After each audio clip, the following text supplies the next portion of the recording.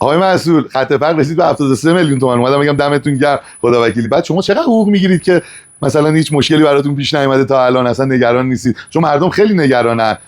شما یعنی بیشتر از 73 میلیون تومان میگیرید؟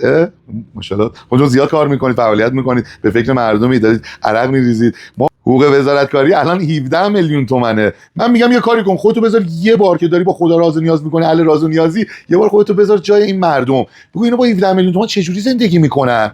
اینا چرا هر چی ما میگیم میگن چشم، زندگیشونو میکنن، اوکی ان، چیکار میکنن، چه جوری خرج بچه رو میدن، چه جوری هر روز تخم مرغ میخورن، هیچیشون نمیشه، چه کبدی دارن، دمشون گرم. بعد اینکه اینا اجاره خونه‌شون چه جوری میدن؟ یه بار خودتو بذار جای مردم، بگو مثلا با 17 میلیون رو به من بدن چه خاکی باید بریزم تو سرم تا آخر ماه. اینا رو بگو بچه شما چیزه خارجه، اینجا نی با دستگاه ماینر پول میفرستید براشون.